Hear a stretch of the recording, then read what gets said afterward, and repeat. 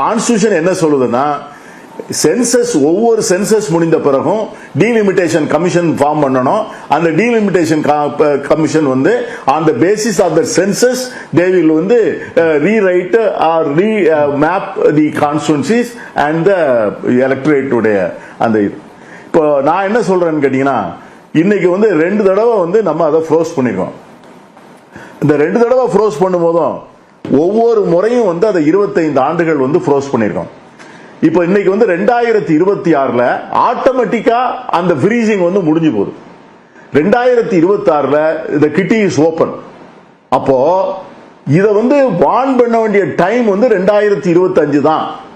ஏன்னா 2026ல கண்டிப்பாக அது வந்து அந்த கான்ஸ்டிடியூஷனல் பார் அதை ஃப்ரோஸ் பண்ணி வச்சிருந்த கமெண்ட்மென்ட் அந்த காலாவதி ஆயிடுது, எக்ஸ்பயர்ஸ். அப்போ 2026ல வந்து அது ஓபன் ஆகும்போது நீங்க என்ன பண்ண போறீங்கன்னு கேட்கக்கூடியது வந்து 25ல தான் கேட்க முடியும். அதை வந்து இன்னைக்கு நம்முடைய முதலமைச்சர் வந்து சரியான நேரத்தில் சரியான டைம்ல சரியான கேள்வியை வைத்து இன்னைக்கு இந்தியா முழுமைக்குமான ஒரு அழைப்பை வந்து இந்த சர்வகட்சி கூட்டத்து மூலம் கொடுத்திருக்காரு.